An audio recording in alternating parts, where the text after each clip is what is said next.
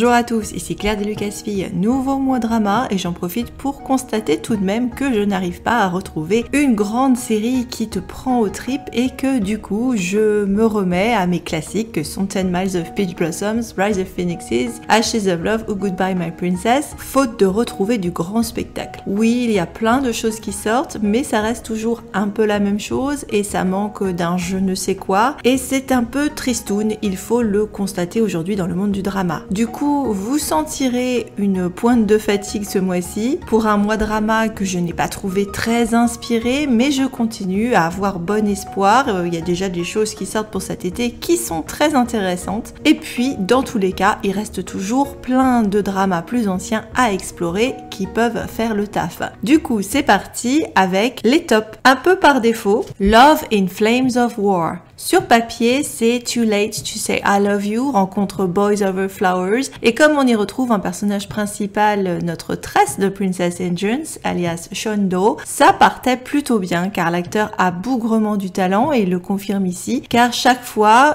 que j'ai été émue dans la série, c'est grâce à son interprétation. On est donc dans un drama en ère républicaine, rarement un moment de douce tranquillité, sur fond de montée du communisme et de méchants japonais qui convoitent la mère patrie au milieu des rififis de chefs de guerre plus ou moins véreux, et notre perso masculin est le rejeton d'une de ces grosses familles relativement parvenues qui se retrouve en charge d'une mistinguette élevée de façon très moderne et qui a des velléités journalistiques, littéraire et féministe. Le jeune homme, arrogant et playboy, en perd son mandarin quand il voit la miss et décide de la séduire. Elle le rejette dans les grandes largeurs, mais il ne va rien lâcher et malgré quelques sacrées filouteries de sa part, on se laisse volontiers séduire comme la miss, car il a, je vous le donne en mille, une enfance brisée lors du meurtre sous ses yeux de sa mère et qu'il a une fibre artistique car il aime s'encanailler dans le théâtre traditionnel en hommage à Momon. Du coup, ce rustre a une belle sensibilité et il sera d'une fidélité et d'une loyauté de Doberman envers sa belle qui n'est pas tout à fait à la hauteur, notamment dans ses rapports avec le deuxième larron joué par le pirate frappadingue de Romance of Roajong. Tout ce petit monde va prendre Shiro et si ça n'a pas l'intensité de Too Late to Say I Love You et le sex appeal de Wallace Strong, ça se regarde avec plaisir, même si j'ai beaucoup zappé les conseils de guerre, je l'admets. The Blue Whisper, un Xuan Huan sorti en 2 parties et sans être oufissime ni révolutionnaire, ce drama fait tout à fait le taf, porté par une nouvelle sublime bande originale composée par Sa Ding Ding, ma voix de cristal de Ashes of Love. Le cast est bon, les effets spéciaux acceptables, oui, même avec l'incroyable trucage torse-poil d'Alan Jen, il y a de quoi se tenir les côtes pendant un bon moment, il faut le dire. Le pitch, une jeune gardienne spirituelle a bien des malheurs dans cette histoire mélancolique et quelques perruques dégueulasses, car ses rêves de liberté sont systématiquement contrariés par les messieurs de sa vie. Son patron tout d'abord, joué par le frère de Ningyi dans un nouveau rôle de méchant compliqué, son ami d'enfance et rival qui est en fait amoureux d'elle et doit jouer les bâtards afin de la protéger de son père, et puis plus tard par son amoureux, donc un monsieur sirène capturé pour être offert à une bitch capricieuse qui sera horripilante du début jusqu'à la fin. Manipulée génétiquement de manière magique, afin de déjouer un sort qui bousille la vie de tout ce petit monde, l'héroïne se retrouve renard à 9 queues, ce qui nous rappelle sensiblement le rôle de Dilraba dans Eternal Love. Son couple est par contre moins bien réussi que celui qu'elle formait avec Donghua Dijun, bien que tout aussi mal barré puisque le renard et la poiscaille vont jouer à un petit jeu de sacrifice par amour, quitte à jouer les méchants / les méchantes pendant toute la série. La bonne nouvelle, c'est que Alan Jen semble avoir fait sauter sa clause de non-bisou, parce que, alors il y va franchement avec Dilraba, on se demande ce qui s'est passé pour le faire changer d'avis, car il a 0 doublure et 0 trucage dans ses scènes, et il y en a quand même un certain nombre. La moins bonne nouvelle, c'est que pour les persos principaux, l'intérêt et l'alchimie est à géométrie variable. Dans la partie 1, je suis clairement team personnage masculin 2. Mon coup de cœur de la série, tant la poiscaille est cruche et naïve, mais attention, parce que dans la partie 2 arrive une une phase possessive revancharde beaucoup plus intéressante, quoique pas assez sexy à mon goût. Enfin bon, Allen revient de loin, donc on va quand même lui donner du crédit. Du coup, c'est la galerie de personnages secondaires qui tire le mieux son épingle du jeu, notamment avec Roo Hee-swan de Sleepless Princess en papillon et son chéri médecin dépressif. Et puis donc le personnage masculin secondaire que j'ai mentionné et toute une galerie de méchants. La série est de qualité et mérite un coup d'œil, ne serait-ce que pour le plaisir des yeux et surtout des oreilles. Du joyeux what the fuck. Parfois, un peu de délire ne fait pas de mal et ça peut même être très réussi, comme c'est assez le cas, par exemple avec Aseto Seken, une bonne surprise pour un sujet cringe à la base. Une jeune femme complexée par son importante sudation devient l'objet de l'obsession olfactive d'un créateur de savon qui se balèque de la fraîcheur Narta et qui développe un fétiche de sniffage lorsqu'il la repère au boulot. Et c'est parti pour des scènes hallucinantes de plaquage de murs dans les escaliers de service qui sont autant de red flags, mais qui surprenamment virent sur une des relations les plus saines qu'on puisse voir dans les dramas, parce que oui, 1, ils assument leur sexualité, 2, ces personnages ont une qualité de communication qui fait souvent défaut dans la plupart des séries. Que dis-je dans la plupart des séries? Dans quasiment toutes les séries. Ça tire un peu en longueur sur la fin, malgré son petit format, mais c'est dynamique et plein de joie avec des scènes de sexe assez cocasses sur fond de brouillard et de bouteilles explosant dans un bain de mousse. Comme d'habitude, les Japonais n'ont peur de rien et le format petite bombe de l'actrice est également rafraîchissant, à défaut d'être très Narta, au milieu de nos actrices souvent trop minces. Stick to the script. Sur papier et dans le principe, c'est du grand n'importe quoi, mais la série m'a fait rire et j'ai trouvé les acteurs très sympathiques et attachants. Une jeune femme férue de musique se retrouve transportée avec son canapé relax et sa télécommande dans l'univers magique de la série qu'elle regardait à la télé et va donc semer la zizanie dans l'histoire puisque son arrivée va court-circuiter et contrecarrer le parcours de la vraie héroïne, que le héros va lui courir après et que le deuxième personnage masculin va prendre une place grandissante à l'écran et dans le cœur de la nana, alors qu'il se frite au début et qu'elle lui fait crasse sur crasse. C'est fou et sans prise de tête et c'est un format très court, donc ça se plie rapidement et avec jubilation. Franchement, j'ai bien aimé, avec une mention spéciale au médium à l'ombrelle qui se gourre systématiquement de prédictions. On continue avec The Killer is Also Romantic. 18 épisodes de 12 minutes pour une série qui est un Mr. and Mrs. Smith en version costume historique chinois. Voilà, c'est aussi simple que ça au niveau du script. Un assassin et une assassine convolent en juste noces sur leur fausse identité, très comme il faut, de teinturière pour madame et de médecin pour monsieur, alors qu'ils sont en fait deux armes de guerre qui surprenamment ne se sont jamais croisées auparavant sous leur métier secret. Évidemment, cette double identité va leur causer quelques soucis et ils vont se retrouver bien sûr à un moment, le moment que vous guettiez l'un face à l'autre. Cette série est une très bonne surprise, alors n'hésitez pas car elle est assez courte qui plus est. Love in a Loop. Comme le titre l'indique, on part sur un principe de jour sans fin, sauf que non, en fait, c'est un peu comme un jeu avec des étapes à cocher avant de passer le niveau et dès que les personnages paraissent avancer dans une nouvelle étape, alors le temps reprend son cours jusqu'au prochain obstacle ou dilemme. Ça commence à vrai dire plutôt très bien avec un patron psychorigide et maniaque du boulot qui fait le malheur de son assistante qui en a clairement alors plein le dos pour pas dire autre chose et qui est joué par la fort sympathique Jang Yao-chin qui est capable d'excellentes performances. Le matériel est ici un peu léger et comme vous vous en doutez, l'histoire va tourner autour du potentiel de ces deux-là qui se sont connus dans l'enfance, même si la Miss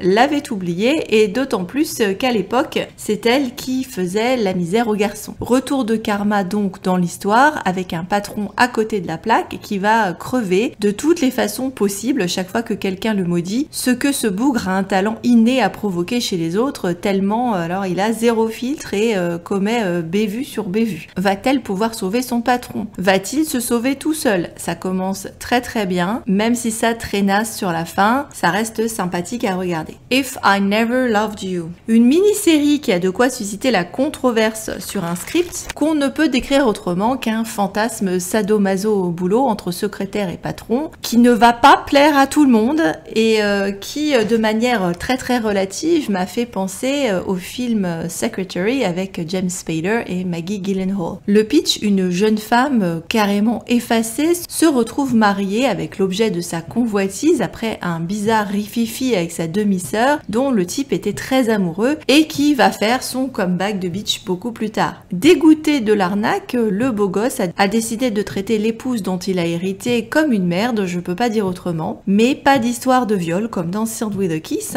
il se retient, mais il va quand même la martyriser à la maison comme au travail où elle joue les secrétaires puisque personne ne sait qu'ils sont mariés. La nana s'accroche, on ne sait pas trop pourquoi, mais le mec aussi en fait, alors qu'il devient de plus en plus évident que ces deux-là sont aux prises d'une spirale dysfonctionnelle codépendante dont ils ne parviennent pas à s'extirper. Surprenamment, cela aura un happy end tout choupi malgré le fait que j'avais envie de donner des claques à l'héroïne pour qu'elle se sorte de cette situation et qu'elle arrête de se faire piétiner comme ça. J'ai quand même trouvé la série très regardable. Renaissance. C'est pas le jour de l'impératrice qui va perdre son bébé après un empoisonnement par une bitch et suite au choc tombe dans le coma, non sans se retrouver par un bizarre effet transfert catapulté dans le corps de sa jeune sœur qui passait par hasard en visite. Deuxième chance donc lorsqu'elle tombe en plus sur le frérot de l'empereur qui se languit d'amour pour elle et qui va lui sauver les miches sans aucune connaissance du transfert en question. Et là, oh surprise, amnésie de la nana après une chute dans un ravin qui lui permet de faire une fixette sur le beau gosse qui n'en veut pas car il est toujours dingue de l'impératrice jusqu'à ce qu'elle finisse quand même par lui toucher le cœur à l'usure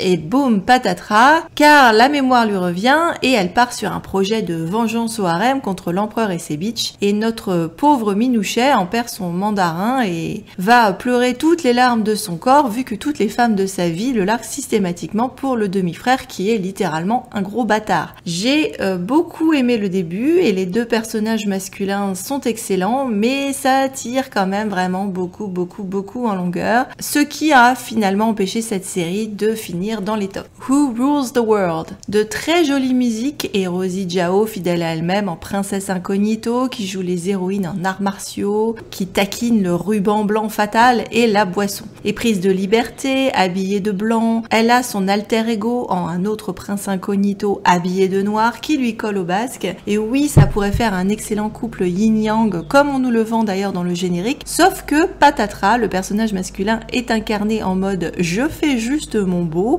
et que c'est intolérable tellement on manque de profondeur, d'expressivité ou d'expression tout court. Rien de bien formidable là-dedans, des choses assez improbables, il manque surtout un grain de folie ou un vent de passion là-dedans, malgré de jolies musiques et oui, de jolis acteurs. Just Fiancé, encore un mini-drama qui prend donc un max de raccourcis et qui là s'articule autour du mariage arrangé par un grand-père d'un PDG avec une femme qu'il n'aime pas, mais comme il a promis de faire plaisir à papy, qui refuse de se faire opérer tant qu'il n'aura pas cédé à son caprice, assez vioque tout de même, le PDG embauche le sosie de la nana pour jouer le rôle de la fiancée disparue sans laisser de traces. Ce petit monde s'amourache à une vitesse grand V que c'est pas possible, et ça se complique évidemment avec l'histoire de la disparition de la première fiancée, et même si le début est assez plaisant, tout ça va beaucoup trop vite à mon goût, et c'est pas complètement foufou non plus. Les interprètes. Attention les oreilles pour ce drama qui vous dit tout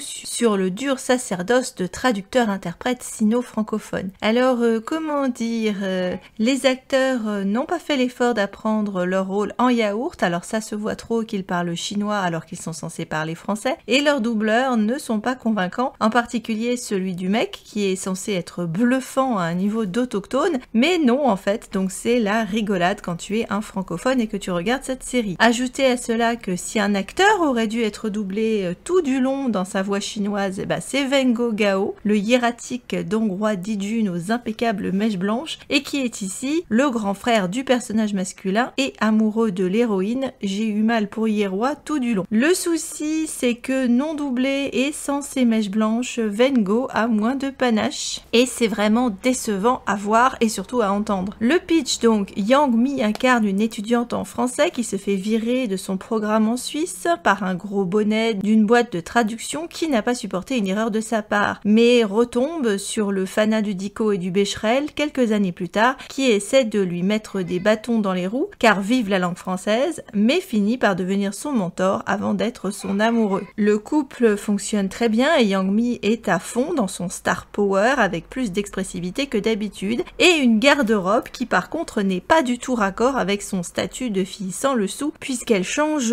d'habit pratiquement à chaque scène. On n'oublie pas non plus un moment skinhead pas réussi sur le plan des effets spéciaux. Nos amoureux se baladent en Suisse en évitant les roulades sur les collines et dans les champs de fleurs comme dans Star Wars ou Crash Landing on You. C'est pas génial et même carrément long au bout d'un tiers de la série, mais quand on est francophone, c'est une curiosité à voir absolument. My Fake Wife, mini-série ambiance Belle et la Bête en handicap, sauf que la Belle n'a jamais été aussi quiche. Une bâtarde est vendue, on peut pas dire autrement, en mariage à la place de la fille légitime à un riche fils de famille qui a le double handicap du fauteuil roulant et d'un visage déglingué caché par un demi-masque fantôme de l'opéra. La fille n'a pas trop le choix car sa famille la tient sur le traitement promis à sa mère très malade et comme elle est gentille, elle va s'attacher au mari qui, peu coopérant au début, va du coup être touché par sa gentillesse et surtout sa loyauté à son égard. Vu le format, les raccourcis d'intrigue te donnent le vertige et ce n'est pas de haute tenue mais le sujet est un classique et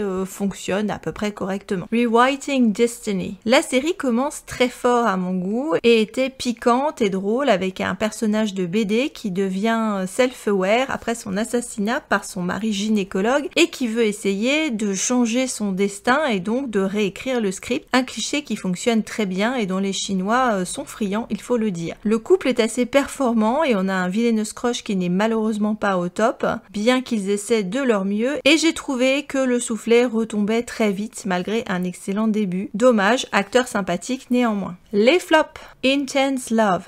L'acteur de Romance of Tiger and Rose était choupi comme tout, mais je redis nom de nom à Zhang Yuxi et son perso d'insupportable actrice qui poursuit de ses insidiosités son fiancé de mariage arrangé dont elle ne voulait pas mais qu'elle trouve bien à son goût lorsqu'après un accident de voiture, elle se retrouve convalescente dans son service. Un accident de bisous dû aux effets des anesthésiants plus tard et elle va lui courir après sans vergogne et franchement elle m'a tapé sur le système à un tel point que j'ai zappé quasiment toute la série. The Lady in Butcher's House. Série qui commençait également de manière très sympathique avec un personnage de bouchère fort en gueule obligé d'épouser un fonctionnaire plutôt timoré. Les acteurs sont assez bons, il y a d'excellentes scènes et le début est sympathique, mais par contre leurs aventures m'ont très vite barbé, donc j'ai assez rapidement lâché l'affaire. Lie to Me. Là aussi début prometteur pour ce drama coréen d'une fonctionnaire qui, pour ne pas perdre la face devant une de ses amies de fac qui lui a volé l'objet de son affection, s'invente un époux et donc un malheureux concours de circonstances et force de malentendu fait que celui que l'on prend pour le conjoint est le directeur d'un hôtel psychorigide qui ne parvient pas à dissiper la rumeur autour d'eux. Vous vous doutez de comment ça va tourner et on a une famille de bâtards cheboles dans ce classique fille pauvre au grand cœur et garçon riche. L'actrice est absolument délicieuse mais elle ne suffit pas à sauver la série pour moi, je n'ai pas du tout accroché. Les Ningyi d'or. Meilleur acteur, Sean Do. On savait qu'il avait du talent et c'est confirmé. Il a une très jolie palette, ce garçon, qui peut te bouleverser dans n'importe quel rôle. Mention spéciale quand en plus il se retrouve affublé d'un costume d'opéra traditionnel sans être ridicule. Meilleure actrice, Yang Mi. Trop souvent figée, Yang Mi est tout de même devenue une star pour une raison, enfin peut-être plus d'une, et elle illumine en effet de son charisme et sa beauté ce drama. J'aimerais tout de même la voir se mettre en danger dans des rôles où elle est prête à jouer autre chose que les beautés glacées et badass, mais bon, il fallait bien lui rendre hommage une fois, et dans ce drama, elle a plus d'expressivité que d'habitude. Meilleur acteur dans un second rôle, Xiao Xunya, encore un de ces chanteurs devenus acteurs, mais une belle révélation en second personnage masculin dans The Blue Whisper, où son personnage m'a beaucoup plus intriguée et convaincue que celui d'Alan Jeune, et où je l'avais shippé tout du long avec l'héroïne. Un acteur à suivre donc. Meilleure actrice dans un second rôle. Mention spéciale à Dong Suan, la belle-mère formidable de Love in Flames of War. On met toujours en avant les bitches, mais là c'est un beau personnage plein de bienveillance et de compassion, et qui est une mère poule pour toute cette couvée, donc forcément la pauvrette va prendre cher. Et puis Ru Yi-Sien, qui est avec Seven Tan une de mes chouchoutes, un pur rayon de soleil, qui est toujours très juste dans tous ses rôles, même les plus what the fuck, et qui est ici la copine papillon de Dilraba, qui a une jolie histoire d'amour bis que je n'ai pas du tout zappé. Meilleure musique. Du bon et même du très bon ce mois-ci à se mettre dans les oreilles, avec d'une part le générique de Love in Flames of War et les beaux thèmes de Who Rules the World, mais la palme revient à la BO de The Blue Whisper, composée par l'impériale Sa Ding Ding, dont je retiens en priorité le titre qu'elle chante et qui est au générique de la deuxième partie de The Blue Whisper. Une merveille portée par sa voix cristalline, mais toute la BO est ultra qualitative et on y retrouve Mao Bouyi et Jo Shun au générique. Meilleure scène. Pas grand chose d'époustouflant, mais quelques petites perles dans des genres différents. Le coup du matelas dans Lady in Butcher's House, puisque l'héroïne veut coucher avec son mari, mais au lieu de lui dire franchement, elle a recours à des ruses de sioux, et pour une fois que c'est la fille,